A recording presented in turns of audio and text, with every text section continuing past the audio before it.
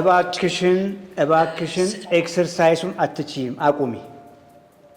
በዚህ ጋር ያልመገብሽውን ማግኘት ከሚገባው ውስጥ 10% እንኳን ያልሰጠሽውን ያልመገብሽውን ሰውነት በምን አቅምሽ ነው ኤክሰርሳይዝ የምታደርጊው?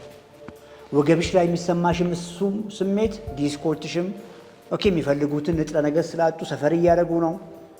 ኦኬ፣ አጥንትሽ የወገብ የቨርተብራል ቦኖች የምንላቸውን ሰፖርት የሚያደርጉ እነ ሊጋሜንቶች አደጋ ላይ ናቸው። ጡንቻሽ ወገብሽን ቀጥ አድርጎ የሚይዘው ጡንቻ በሙሉ አደጋ ላይ ነው ያለው። ሎወር ባክ ፔን በጣም ሰፈር እያደረጉኝ ነው እና የአጥንት መሳሳት አለ፣ የዲስክም ችግር ያላሉኝና ከአጥንት መሳሳቱ ጋር ተያይዞ ክብደት ብዙ ማድረግ እንዳለብኝ ይገባኛል እና ግን አሁን ባለሁበት የተወሰነ እንቅስቃሴ ማለት በፔኑ ምክንያት ኤክሰርሳይዝ ማድረግ የምችል አይደለም። እንደው አልገረመሽም? በ29 ዓመት እድሜ ላይ እንዴት አንዲት ሴት ልጅ አጥንቷ ይሳሳል? ሰውነትሽን አትፈልጊውም? ኦኬ፣ ገብቶሻል? አማራጭ የለሽም። እንኳን ጊዜ የለኝም ልትይ ይቅርና አንድ ቀን እንኳን አለመመገብ አትችይም። አየሽ፣ 29 ዓመት ያልመገብሽው ሰውነትሽ ከእድሜሽ ቀደም ብሎ አርጅተዋል። 29 ዓመትሽ ነው አንቺ እያሰብሻለሽው። አጥንት መሳሳት የሚከሰተው ፔሪየድ ያቆሙ ሴቶች ኢን 50s በ50 በ60 ዓመት እድሜ ላይ የሚከሰት ኢሹ።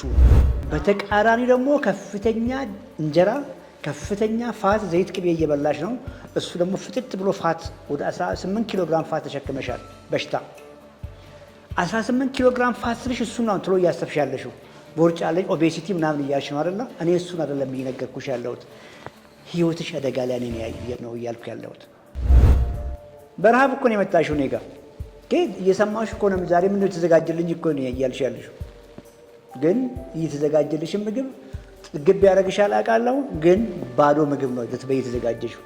እኔ አንቺም ቢሆን እችን ልጅ ቶሎ ውጪና አሳ ግዢልኝ፣ ኦኬ፣ አሳ ግዢልኝ፣ ኦኬ፣ ስጋ ዝቂልኝ፣ ግዢልኝ ፕሊዝ፣ ይሄን እንጀራ አታቅርቢልኝ። ከቅድም ካልሽው ጋር አትክልት ስትይ ነበርና አትክልት ያው ሄልዚ ነው ሲባል ሰምተሽ ነው አውቃለሁ።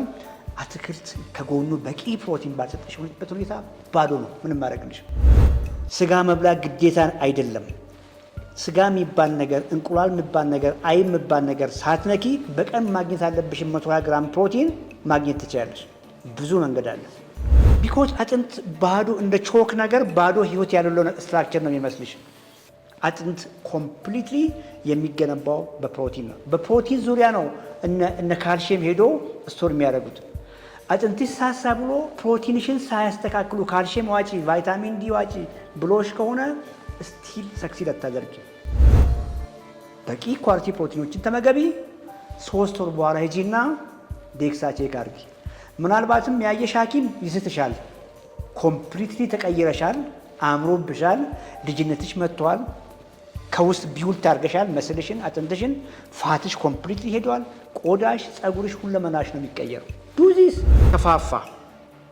ከፋፋ ከወፈረ የሚለውን ቃል ስለማልወድ ነው። ከፋፋ ፑር ዳይት እየበላ ነው ማለት ነው። ምን ማለት ነው? ሰውነቱ እየተራበ ነው ማለት ነው። ሰውነቱ እየተራበ ዝም ብሎ ባዶ ምግብ፣ በቂ ፕሮቲን ያሌለው ምግብ፣ በቀን የሚያስፈልገውን የፕሮቲን ታርጌት ያልመታ ምግብ እየበላ በመሆኑ ሰውነቱ እያለቀ፣ ሰውነቱ እየተራበ እየተጎዳ፣ ቆዳው እየተጎዳ ማለት ነው። ሰውነት ብዬ ስል ጸጉር እየተጎዳ ማለት ነው። ሰውነት እየተጎዳ ብዬ ስል ጡንቻ እየተጎዳ፣ አጥንት እየተጎዳ፣ ሁለመና እየተራበ፣ ስብ እየፋፋ ነው ማለት ነው። የዚችን ልጅ ደግሞ ልዩ የሚያደርገው በሐኪም የተነገረ አጥንትሽ እየተራበ ነው።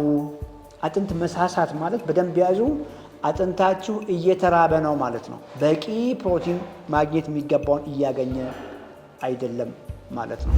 ዶዝ አለው። ዶዙ የተጠበቀ ከዶዝ በታች ያልሆነ በቂ ምግብ ማግኘት መቻል አለበት። የምንበላው ምግብ ኳሊቲ ያለው ምግብ መሆን መቻል አለበት። ኳሊቲ ምግቦች እነማን ናቸው? ሪል የሆኑ ሆል የሆኑ ናቹራል። እንግዲህ ሪል ሆል ናቹራል የኛ ቋንቋ አይደለም። ምን ማለት ነው? ተፈጥሯዊ ይዘታቸውን ያለቀቁ ምግቦች መሆን መቻል አለባቸው። ማክሮዋይዝ፣ ካርቦሃይድሬት፣ ፋት፣ ፕሮቲን አለ። ከነዚህ ውስጥ በቂ ፕሮቲን ማግኘት ላይ ቅድሚያ ስጡ። ከዚያ በኋላ ካርቦሃይድሬት ላይ በየእንቅስቃሴያችሁ ደረጃ ላይ እቋቋመዋለሁ ወይ? ቢኮዝ ካርቦሃይድሬትን እንደ ዕዳ አስቡት።